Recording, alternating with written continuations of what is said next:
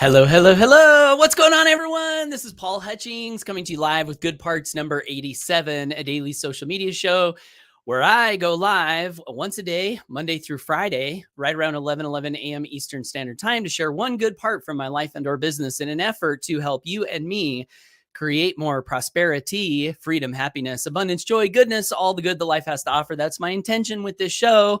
And in today's episode, I'm excited because I got a great question from Ashley Casper, who is a friend and fellow Freedom Crusader.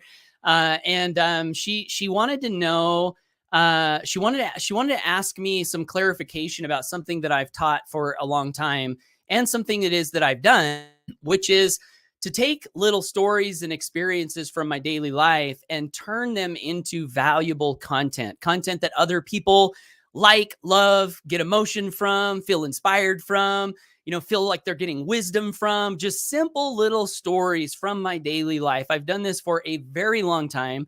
And as I wrote in the description, it's been one of the deepest wells for unlimited valuable content for me. And it's easy to do, to find something from your recent life experience and turn it into a great story that can benefit someone.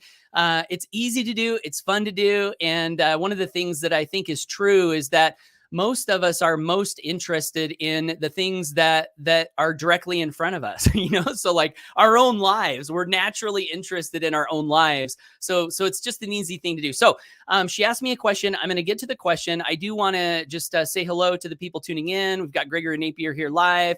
If you guys tune in on the replay later on, do me a favor and say hello. I'd appreciate it. And so let's get into this. So hopefully Ashley is cool with me sharing her email.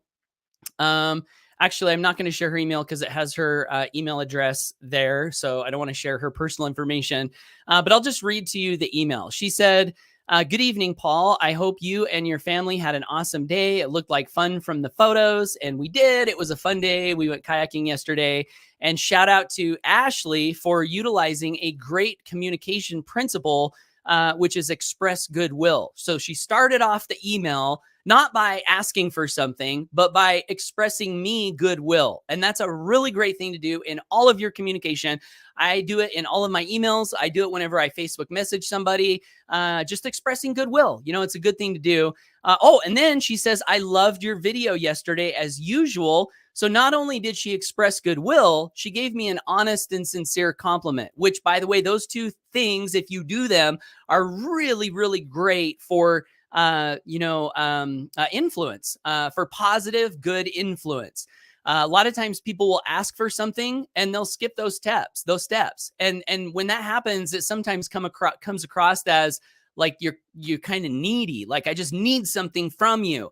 But if you express goodwill and give people compliments that are sincere, now they're in a state where they want to help you, right? And I want to help Ashley anyway, because I think she's awesome.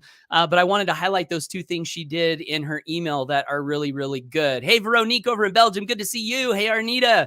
Thank you for tuning in. Okay, so the rest of the email. She said, you asked for questions and I need to practice asking questions.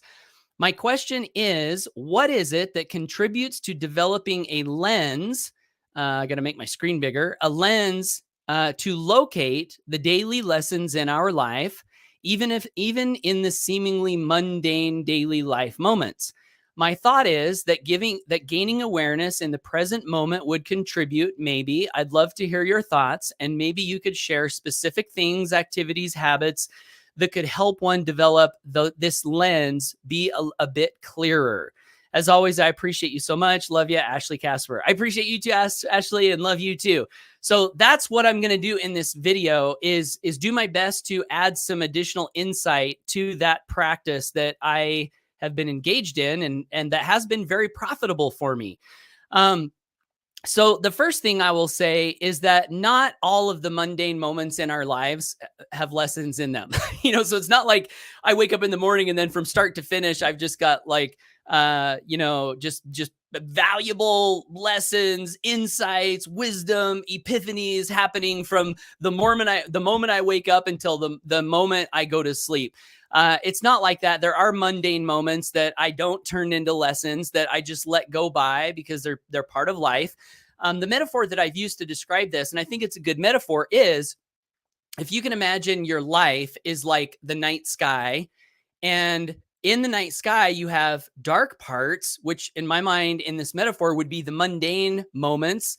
And then you have stars glistening back at you, but it's not like solid light. It's just little glistening stars. And so what I strive to do in my life is I like to look at the sky of my life for the last 24 or 48 hours. And I ask myself, are there any glistening stars? So out of all the moments of my days, were there glistening star moments? Were there moments where something happened that was an interesting exchange between me or one of my kids, or me and a prospect, or me and a customer, or me and like whoever, right? Could be anybody. Were there any interesting exchanges that might have a lesson in them? Ooh, that's a star. I'm going to pluck that, and that's what I'm going to use to create my content with. So that's the first thing that I want to say on that. And I have some more that I think might be valuable. So the other thing she says, my thought is that gaining awareness in the present moment would contribute. So I want to say to Ashley, Kevin Coe says, we get great lessons from you daily. Yay. Thank you, Kevin. Appreciate that. Rob Daniel. Hey, what's going on, my friend? Good to see you. Gregor Napier says, telling stories and showing goodwill are always a great place to start our conversation with people. Yep. Yeah, definitely. Okay. So she says, gaining awareness in the present moment. And I will say to that, yes, that's definitely a part of it. However, that's not the only part. And I want to share a story with you to highlight this point. So there's a movie that I've seen multiple times. I think I watched it for the first time when I was in college, and I loved it. It's a movie called The Matrix. Have you guys seen the movie? Let me know below. Do you like the movie? Do you think there's some good lessons in there? I'm interested to know. Sometimes people in home business space, entrepreneurial space, they love that movie because there are a lot of metaphors that apply to disconnecting from the system, you know, and the man and the control. And it's like, this is all a control system, and I'm going to disconnect, and I'm going to break free from the matrix, and I'm going to be free. Right. So anyway, that's the movie. And I've seen it many times, but a couple of weeks ago, I was watching it with my kids, and I noticed something in the movie that, despite the fact I'd seen it many times before, I didn't see this thing. And the thing that I noticed was, in the movie, there's a part where Neo, the main character, there's a knock on his door, and he goes and he answers the door, and it's this kind of motley looking crew of people. And there's a guy there that says, "Did you get it done?" And Neo's like, yeah, I got it done. And he's like, well, you know, I'm ready for it. Go get it. And so Neo walks over to his bookshelf, and he pulls this book off his bookshelf, and he opens it. And it's one of those books that has like a secret compartment in it, right? And he reaches down and he grabs the disc, because Neo's a hacker. And so this motley looking crew has apparently hired Neo to write some kind of hacking code for them. And he's grabbing this disc to give them the thing, right? And when he opens the book, the thing that I saw 2 weeks ago that I never saw before, despite the fact I've seen the movie so many times, was I saw when the book opened, on the page of the book that was flipped open to the one side, I read the title at the top of the page. And the title was On Nihilism. Now, I caught that. I think one of the reasons I caught that is because I now know what nihilism is. In my studies, in my listening to podcasts, in my reading, I've come across this topic of nihilism, and I don't like it. I wouldn't recommend it. I talked more about it this morning on our Grow Rich Mastermind. You can check that out at growrichmastermind.com if you want to listen to the replay. Purpose of this video is not to talk about nihilism. The purpose of this video is to highlight the fact that even though I watched the movie before and I was present in the movie before, I did not see something that was right in front of my eyes. But now, the last time I watched it, same movie, same set of eyes, same presence, I saw something different. So what changed from before to this last experience? The thing that changed was my consciousness on the inside. I became aware of something to see that I didn't see before, that I wasn't aware to see before. And so all of this leads to, my first tip for developing eyes to see. You know, and this is partly why I titled this live, How to Transmute Light into Fortune, because light is a metaphor that allows us to see. You know, if a room is dark and you walk in a room, you can't see anything. But when you flip on the light, you know, bathes the room and now you see everything. And this metaphor, I think, is really good for how our consciousnesses can be filled with more light over time, and we can see things that maybe we didn't see before. And so my first tip is to consume a lot of content. Read books, listen to podcasts. I will admit that I have been obsessed with consuming content ever since I got introduced to consuming content. My very first home business, they had a recommended reading list, and I was not in the habit of reading at that point in time. But the books on that list were books like As a Man Thinketh by James Allen, Rich Dad Poor Dad by Robert Kiyosaki, Think and Grow Rich by Napoleon Hill, Psycho-Cybernetics by Maxwell Maltz. These are some of the titles that I remember from my beginning days. And when I started to read those books, something happened inside me where I started to see all these things that were there, but I didn't see them before. Even though my physical eyes were there, even though I was present, I just didn't see them because my conscience was not activated to see them. I like to think that we have two sets of eyes. We have a set of physical eyes, right? And some people might say we have a set of spiritual eyes. If you don't like the word spiritual, you can say our consciousness has a set of eyes. The Bible, there's a great phrase in the Bible: those who have eyes to see, let them see. Those who have ears to hear, let them hear. Well, gosh, we've all got eyeballs. We've all got ears. What the heck is that line from the Bible talking about? I think it's talking about an individual who is serious enough to seek. And as they're seeking, the eyes of their understanding are opened, the ears of their understanding are opened, and now they're not just seeing with their physical eyes, they're seeing more and more and more with their internal eyes. This is what happens when you read a lot of content. When you are seeking information and you're paying attention to what you're reading and you're thinking and you're going through these things and you're asking yourself, is this true? I don't know about this, but you're looking for the ideas that can help you. So that's the first thing. And another thing to be aware of that is right in alignment with this particular point is there is a field of study called neuro-linguistic programming. You guys may have heard of this field of study. And one of the presuppositions, which would be a belief or a view of the world that they have, is that choice is better than no choice. Choice is better than no choice. Okay. So if we can have more choices, that's a better thing. And the whole field of study is about helping yourself and helping other people open up your mind, release the limitations, and open up your mind to see more of the choices that are available to you.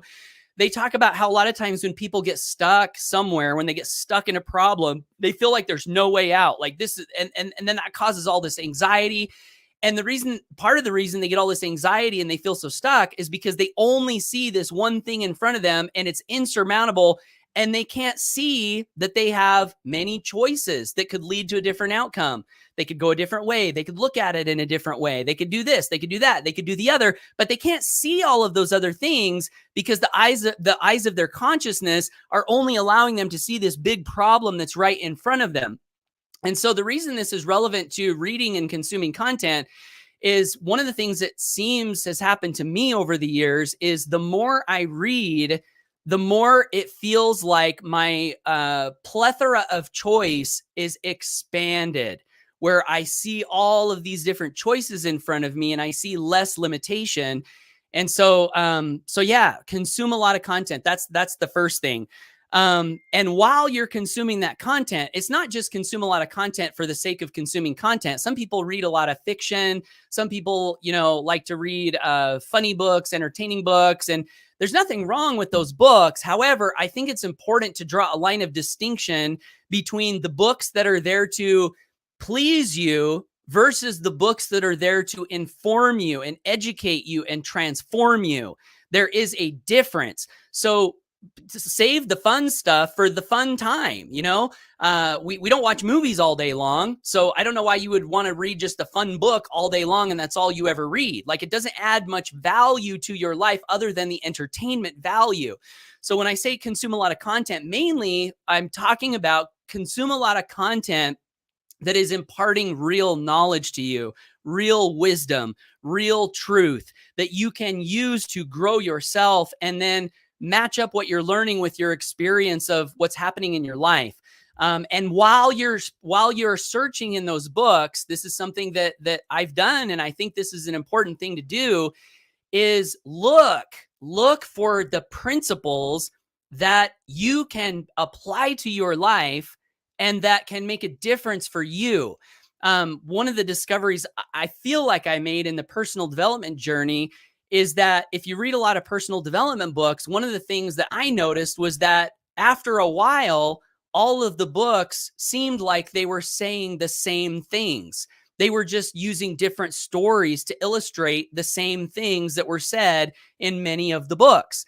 One of my favorite books, two of my favorite books, Think and Grow Rich, and then the second one is The Laws of Success. If you outline the principles in those books, in fact, we have a manifesto. We call it the Freedom Crusaders Manifesto. And most of the principles in that manifesto come from the laws of success. You've got definite purpose. You've got self-confidence. You've got initiative and leadership. You've got the law of savings. You've got imagination. You've got enthusiasm. You've got go the extra mile, tolerance, pleasing personality, concentration, so on and so forth. I won't list them all, but the point is, when you identify, like, what are these core principles that seem to be true, and one of the ways you can identify truth maybe is that it's showing up over and over and over again. Like, you can read a personal development book from the 80s and read the book, and there are principles in there that are showing up in a personal development book in 2023. What is that? To me, it's like, okay, there's a principle that seems to be manifesting itself over time, regardless of who's saying it, when it was said, where the person came from, whether these two people knew each other or not. There's a principle that's bubbling up. And so the reason this is important to do, there's two reasons. One, so you can latch onto the principle for yourself and live it out in your life and get the benefit from it. As you're living it out and realizing the benefits from it, your faith in that principle is going to go deeper and deeper and deeper and deeper. That will only make your content more powerful when you talk about the thing, and it will give you stories from your life when you talk about the thing.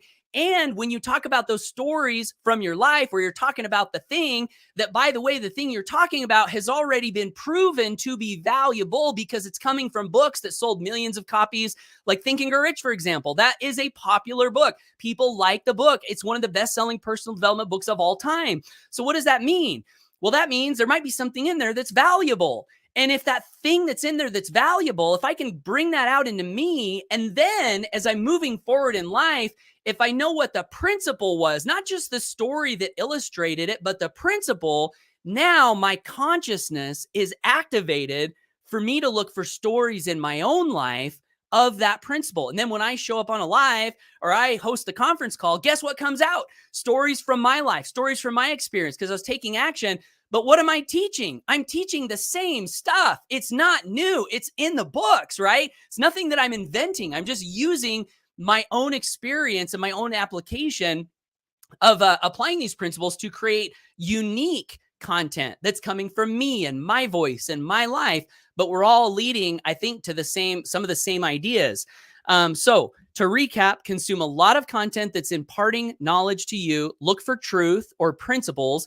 Apply that truth in your life, and then live them out. That would be step number 3, right? Live them out. Because if you're not living them out, your message is not going to be as powerful. If you're living them out, they will be much more powerful.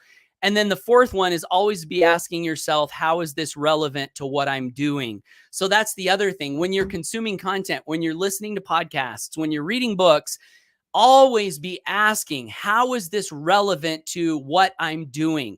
Both on an individual level, like, what's the benefit here for me? Is there something here that I can learn, that I can apply, that will help me get to where I'm going? If I'm wanting to build a life of financial freedom, how is this person communicating? Are they saying words that are striking me in a certain way? I'm going to grab those and I'm going to use those in me. But then also if you're, building something else, like there are so many lessons that can apply to whatever it is that you're building. And always have that question, how is this relevant to what I'm doing? So before I finish up and get to the comments, Rob Daniel says, brilliant. Thank you so much, Rob. I appreciate it.